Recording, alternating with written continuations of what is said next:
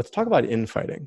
So the reason why we're having this conversation is because I read a blog post that you wrote a couple of years ago, and I just thought it was amazing. It was fascinating. It talked about an issue that, the particular debate, between Gary Francione and Bruce Friedrich at the Animal Rights Conference. And so what I'm wondering is, maybe you could just start by just talking a little about infighting. So what is infighting, and how do we know when we've got infighting on our hands? I mean, infighting just refers to people within the same organization or within the same movement, within the same, whatever the group may be, fighting within that group. So, movements, we're fighting with our targets, obviously, but within movement organizations, within movements, you can also have infighting. And infighting can have different forms. It can be something between organizations within the movement, or it can be inter-organizational, or it can be within the organization, so intra. And I mean, how it's happening is it sucks. You just feel it when it's happening. It's just awful. It's a really difficult thing to have to confront. I mean, I know personally I had a period of time where I wasn't doing activism because of experiencing infighting in a way that got ugly enough to where I was like, I can't. It was I don't want to be too dramatic, but it felt kind of traumatizing. So I think the immediate form infighting just feels awful. But what I've found, or what I propose, I guess I should say, is that I suspect over long periods of time that infighting actually helps movements by creating more organizations and more tactical forms, and kind of diversifying the movement. Yeah, that's so. How does that work? How does infighting actually help us? So what I think is going on, and I'm being careful with my language because the research I've done looks at the animal rights movement over the course of a century. And what we find is over the course of a century, we've become stronger, bigger. We have more types of organizations doing more types of things. We have more types of activists doing more types of things. We've also remained the same in some ways. But as a movement, we've grown. And what I propose, and the part that I would, I think we need more research on it, is that part of the reason that is because of infighting. Because when you're in the same organization and a issue of something comes up and you're fighting about it, oftentimes activists will leave and start doing maybe start their own organization, maybe participate in another organization, and I think that is one component of why the movement has grown and become more diverse in terms of the tactics and strategies that are used. Wow, I love that. And I think what's so important is that you've seen bad infighting. I've seen bad infighting too. So I can imagine somebody saying, "Oh yeah, infighting is a good thing. It's wonderful when it happens because we get innovation, and it's the same as it happens in capitalist economies and whatever." But hearing you say it, I think means something more because you've actually seen what it's like. Maybe I don't know, would you be willing to talk about any sort of like for people who haven't experienced infighting, why, what does it actually feel like? What are some things that you might see? I mean, it's just awful. Yeah. I mean, what you're describing is really accurate in terms of the response I've gotten from people. It's almost like offensive if someone says that infighting is good. That can be offensive when you've experienced it. And it does, it's awful in the immediate sense, and I think, part of the reason I am being careful with how I'm describing this is because we do need more research. I think a lot of people will leave activism altogether because of infighting, and we need to understand that. And one quality of the animal rights movement that maybe my research isn't as generalizable to other movements is that there's ways to participate in the movement that isn't what we would classify as activism for other movements. habits, where what you choose to eat every day, what you choose to use every day, that is a type of participation that people can engage in, even if they leave the activist world because of some traumatic experience with infighting. So that said, the things that, the infighting that I've experienced, a lot of it has been just related to interpersonal conflict. A lot of that ends up being couched in ideological conflict and strategic, conflict over strategy and tactics.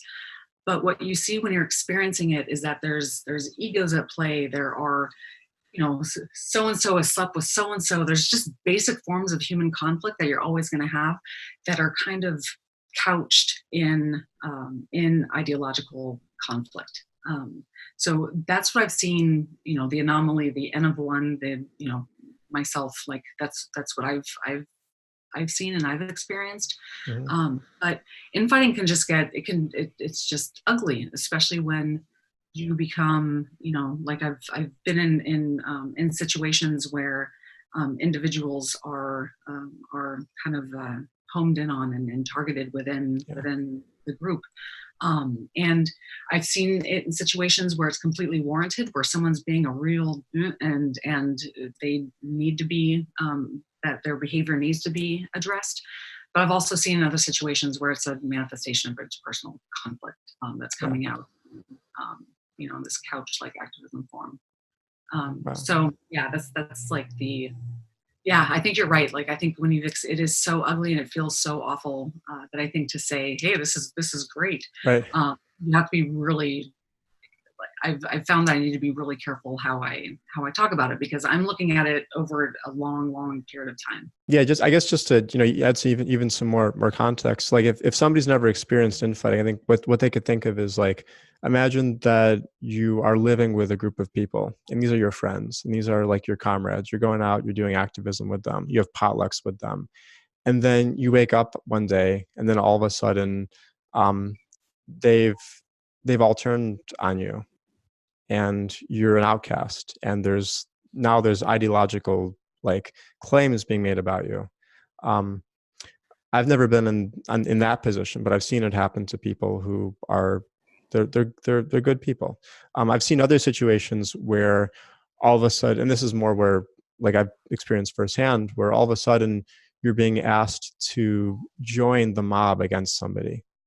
And it's like, you thought all these people were friends. Maybe you go to some potlucks, you do some activism with them. And then all of a sudden it's, hey, this person is a bad person. They don't care about the movements. They expressed the wrong views. You need to join us in isolating them and destroying them. And if you don't do it, you're going to be considered an ally of them. And it's traumatic. I mean, I think like we need to talk more about the trauma that activists feel. I don't mean like you and I need to talk about, but I mean like it's something that needs to be talked about more by people commenting on activism, just how much trauma there can be, how much interpersonal trauma there can be in the context of infighting. Mm-hmm. Yeah, absolutely. There's I mean, what you're describing, I think is kind of it's like an element of solidarity, right? Like part of doing activism, especially part of doing high risk activism, is that you feel a connection with other people, and you feel a deep connection with other people, and there's a deep sense of trust, and you have to have that in order to engage in that kind of activism. And when trust is violated, and when you go against what the group is doing in some way, or if somebody else is going against the group, and like I've been in a situation where like a friend of mine was being alienated by a group that I was in, and it just felt awful. And the situation, I'm going to be like slightly more specific. The situation was that this person had hit somebody else, like they got in a fight and this person hit someone, and there had been a history of behavior in terms of exploiting the organization in some ways. But the person was just absolutely we were being asked to alienate him, and I couldn't handle it, and it was overwhelming, and left, and I didn't do activism for a while afterwards. Let's talk about one more thing with infighting, and then I want to shift to one more sort of general question. So one of the I asked earlier about infighting, and I asked about like, how do we know when we have infighting on our hands? One thing that I've seen happen, that I'm sure you've seen it happen too, is that you'll have moderate actors, and the insular actors want to call them not part of our movement. They want to be like, you're not in my movement, you're a counter movement. And we see this with Gary Francione, where he says, like, I'm not part of your movement, I'm a counter movement, and these are movement counter movement dynamics. I'm an outsider, I'm not one of you, except for when he's saying, hey, we all need to change and become abolitionists. Right, so there's some like wiggling around going on there. But how do we know when we have something like Gary Francione, where he's saying that the moderate actors are not part of his movement? How do we know whether we're seeing infighting or whether we're seeing just straight up movement counter movement dynamics?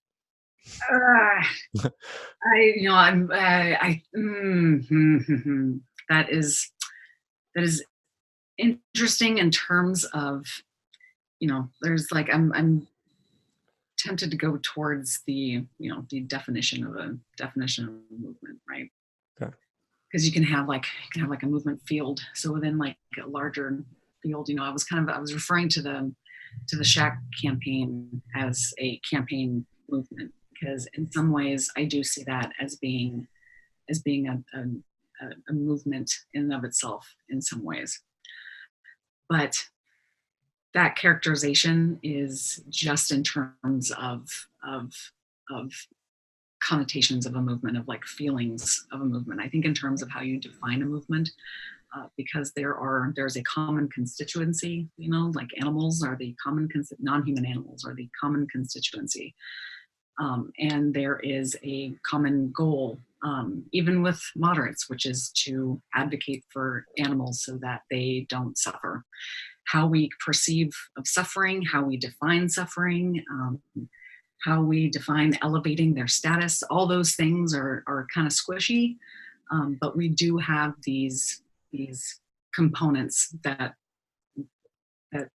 push us into the category of being a movement, being an animal advocacy movement. And I've kind of started calling it animal advocacy movement because it is, you have people who don't believe in the system, who don't believe in seeking out laws, and I think for them saying animal justice or animal rights is doesn't appeal to them as much.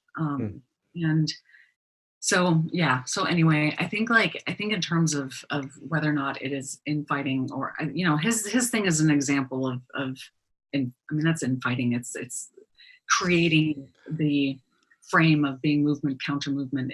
That's infighting. That's him creating infighting, because empirically it's not like, it's not a movement counter movement. It's not people not having a shared goal, which is not wanting animals to suffer. It's just strategy towards getting there differs profoundly. But okay, and I want you to be right. I want to and what I'm going to do is I want to fight. I want to see what I think Gary Francione would say, and I want you to respond to this, and then so suppose I respond. I'm like, hey, so I don't want to. I'm not fighting for welfare reforms. What I want are that's what the animal exploiters are fighting for. What I want are animal rights, and it's misleading to refer to an animal advocacy movement. And even if you are, suppose we just start with that response. That they're not. So his response would be that he is not. Again, what he's describing is strategy. Like that description is strategy. So what you're describing is like the path towards getting to a place where animals aren't suffering. That is a strategy, and the use of welfare on by factory farmers and animal researchers that serves a different purpose. The purpose for them pursuing those things, in the best case scenario, right, is that if your animal is sick, you're not going to be able to make money off of it anymore. Yeah. that's the reason they do that. And our goal and our intentions behind our goal are distinctly different from animal exploiters who are seeking out like welfare reform. The intention, the ultimate goal is different. I see. Okay. So I think like in like military science speak, he would want to say, I'm talking about a grand strategic objective. And my grand strategic objective is a world where there's animal rights and they have the right to be left alone. And we're not doing, and then I think that he would say that the welfarists have a different grand strategic objective where they're trying to have a world where animals, like their welfare is increased. And so like, and then I think what you want to say is, no, you're wrongly characterizing this. It's not a disagreement about grand strategic objective. It's a disagreement about activism strategy.